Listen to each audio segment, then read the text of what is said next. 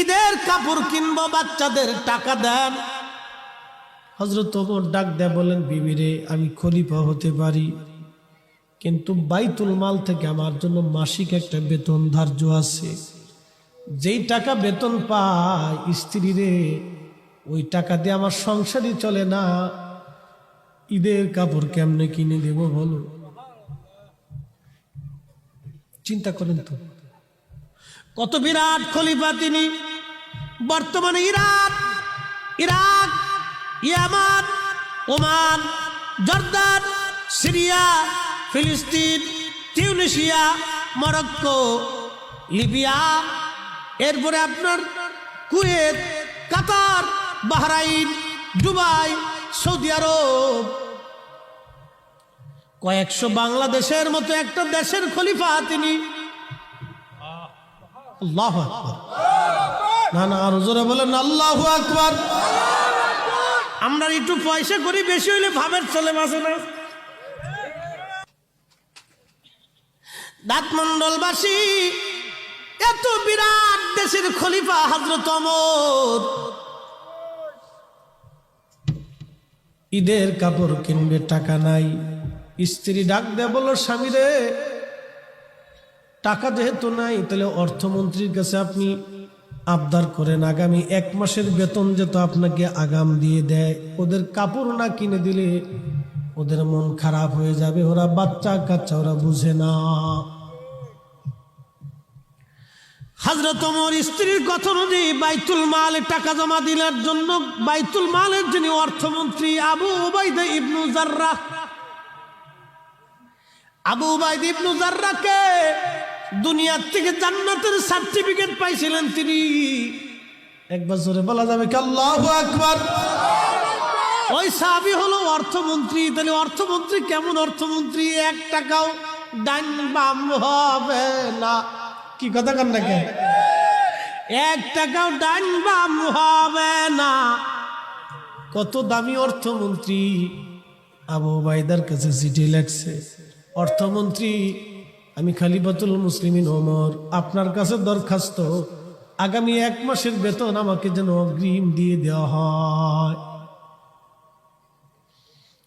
আবু উবাইদাও চিঠি লাগছে, খলিফাতুল মুসলিমিন, আমি আগামী 1 মাসের অর্থ বেতন আপনাকে আগাম দিয়ে দিব, কিন্তু 2টা জিনিস আমাকে নির্দিষ্ট স্বীকৃতি দেওয়া লাগবে, গ্যারান্টি দেওয়া লাগবে। 1 নাম্বার, আগামী 1 মাস পর্যন্ত আপনি দুনিয়াতে বেঁচে থাকবেন কিনা গ্যারান্টি দিতে হবে। একসাথে বলবেন কি আল্লাহু আকবার? আগামী 1 মাস পর্যন্ত দুনিয়ার মধ্যে বেঁচে থাকবেন কিনা গ্যারান্টি দিতে হবে। 2 নাম্বার, সাহাবীরা বলে, খলিফাতুল মুসলিমিন কাঁদেন কেন? আপনার কি মন বেজার?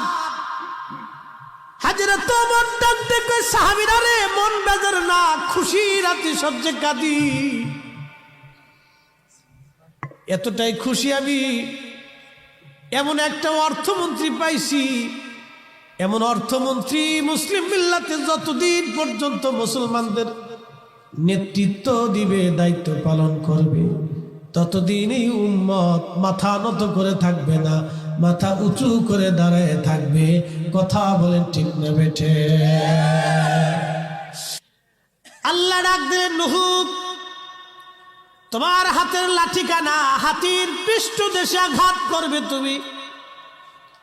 ওই আঘাতের পরে আমি আল্লাহ একটা প্রাণী দুনিয়াতে পাঠাবো, নতুন আর একটা প্রাণী দুনিয়াতে পাঠাবো। হাতির পিছনের রাস্তা দিয়ে আমি একটা নতুন প্রাণী পাঠাবো।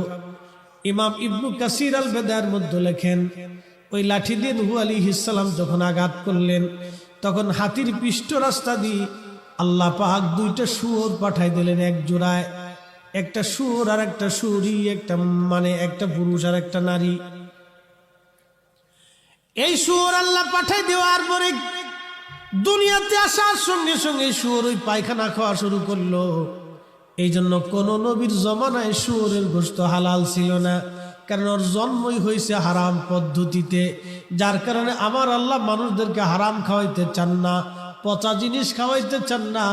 আমার আল্লাহ মানুষদেরকে গরু খাইতে বলেছেন, মহিষ খাইতে বলেছেন, উট দুম্বা বেড়া ছাগল খাইতে বলছেন, কারণ এইগুলি তৃণভোজ খায়, ঘাস তরুলতা পাতা খায়। আল্লাহ নবী মুসনাদ ইমামে আজমের ভিতরে নবীজি বলেছেন, ও আমার উম্মতেরা, তোমাদের উচিত প্রত্যেক দিন কিছু না কিছু দুগ্ধ পান করা, কারণ তোমরা যদি প্রত্যেক দিন দুধ পান করো তাহলে সকল তৃণভোজনের পুষ্টি তোমাদের শরীরের মধ্যে যাবে। কারণ গরু ঘাস তরুলতা পাতা খায়, এগুলির থেকে দুধ তৈরি হয়, এগুলি মানুষ খাইলে মানুষের শরীরে পুষ্টি যোগায়। এই জন্য দুধ হলো আদর্শ খাবার।